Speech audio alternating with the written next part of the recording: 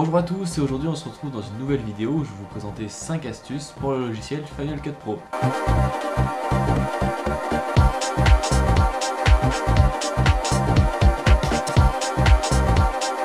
Alors voilà, tout d'abord on se retrouve sur le logiciel Final Cut Pro. Alors pour cet exemple de vidéo, je vais reprendre la vidéo que j'avais prise pour la vidéo comment se dédoubler sur Final Cut. Alors cette vidéo elle est ici, je vais la reprendre dans la timeline de Final Cut. Et donc voilà. Alors la première astuce, ça sera de recadrer une vidéo, pour ainsi donc être plusieurs sur une vidéo, comme je vous avais présenté pour la vidéo que je viens de dire. Alors, pour faire cette astuce, on va donc sélectionner le plan que l'on désire recadrer.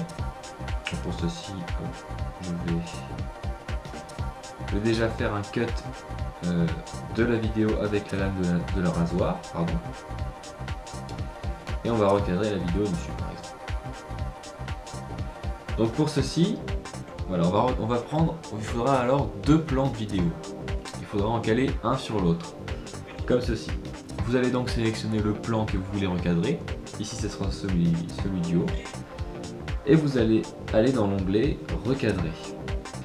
Voilà, vous allez avoir un petit cadre qui va apparaître pour recadrer la vidéo. Comme ça, hop. Et si l'on lit la vidéo, on va ainsi avoir, hop, deux personnes sur la vidéo. Comme j'avais présenté dans la vidéo précédente que j'ai fait sur comment se doubler sur Final Cut. La deuxième astuce, ça sera de recadrer, de transformer la vidéo. Alors pour ceci, cette astuce donc, va vous servir à si vous voulez recadrer une vidéo par exemple, si vous avez un écran sur une de vos vidéos qui est noir et vous voulez incruster une image dedans, et bien ça sera pratique pour ceci. Alors même pour les vidéos gamers, c'est comme ça qu'ils réalisent leur vidéo. Vous allez donc pareil sélectionner le plan du haut et utiliser l'onglet transformer. Donc on va donc remettre la vidéo, on va enlever le recadrage de la vidéo et on va donc prendre, hop, utiliser l'onglet transformer. On va pareil recadrer la vidéo comme ceci et c'est comme ceci que je réalise mes vidéos. Donc je prends une vidéo, je la recadre, je la mets dans le coin de la vidéo et il peut aussi y avoir deux vidéos en même temps. Comme ceci. Et là vous avez deux vidéos. Et ce que vous pouvez faire avec cet onglet, maintenant si vous voulez recadrer une vidéo dans un écran par exemple. Alors c'est ce que je vais réaliser. C'est donc avec l'onglet distorsion que vous allez faire ce recadrage. C'est plus pratique parce que vous pourrez recadrer la vidéo dans n'importe quel sens. Je m'explique. Par exemple, là sur cette vidéo je n'ai pas d'écran à recadrer, donc je vais prendre la porte. Bon, normalement ça ne représente rien, mais si vous voulez recadrer une vidéo dans un écran, ce sera comme ça qu'il faudra réaliser. Alors pour ceci, on va donc prendre chaque coin de la vidéo et les mettre à chaque coin de la porte.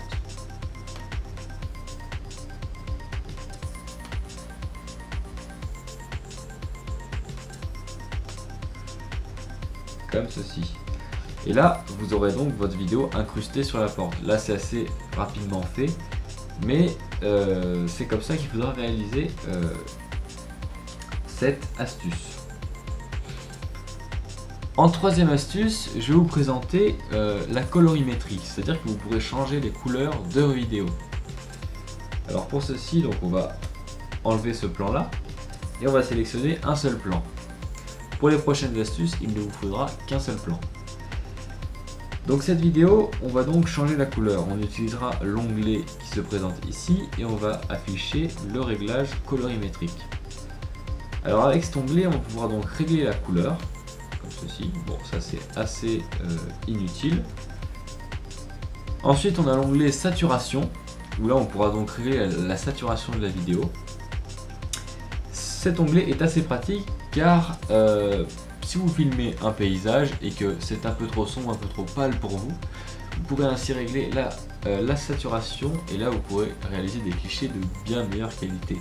Et ça c'est assez pratique pour cette astuce là. Ensuite on a l'onglet exposition où là si vous avez une vidéo en contre-jour ou si vous avez trop justement d'exposition de lumière dans votre vidéo, vous pouvez l'intensifier ou la baisser, tout simplement. En quatrième astuce, on va pouvoir régler la vitesse de la vidéo et ainsi inverser aussi la vidéo. Je m'explique de la même façon.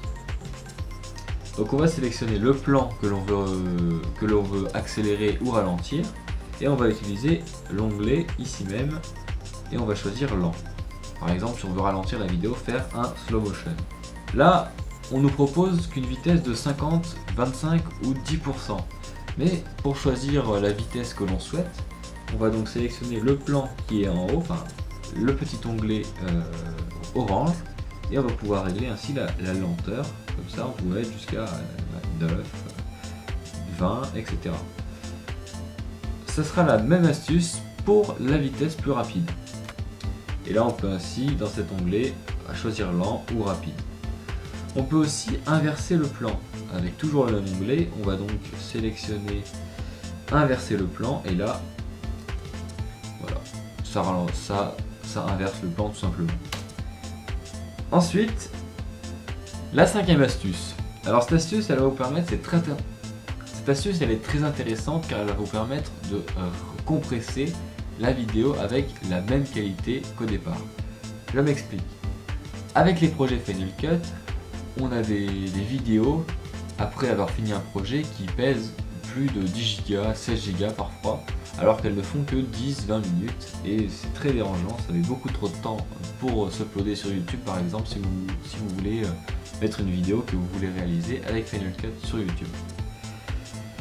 Donc pour ceci, il va falloir télécharger le logiciel Compressor.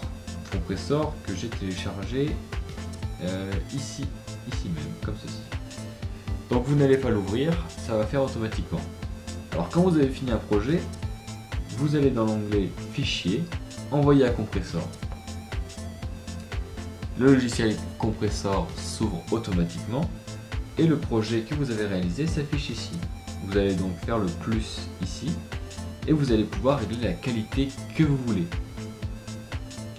Vous pouvez aller jusqu'à 4K, mais si vous avez présélectionné les réglages sur Final Cut à 1080p, ça ne sert à rien.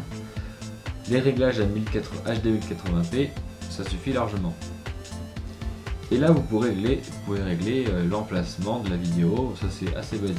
Et là, vous allez mettre OK, par exemple. Et là, vous allez lancer le lot. Ainsi, vous allez avoir votre vidéo qui sera dans l'onglet actif. Et là, ça va mettre un peu de temps. Suivant la taille de votre fichier, ça va mettre un peu plus de temps. La progression s'affiche ici. Là, je vais enlever le projet parce que ça ne me sert à rien. Comme ceci. Et voilà. Donc voilà, j'ai réalisé quelques petites astuces pour Final Cut Pro qui sont assez utiles. Et j'espère que ça vous aura plu surtout. J'espère que j'ai été assez clair, pardon, et que ça vous aura aidé. Donc voilà, je vous souhaite une bonne journée ou une bonne soirée à tous, et je vous remercie.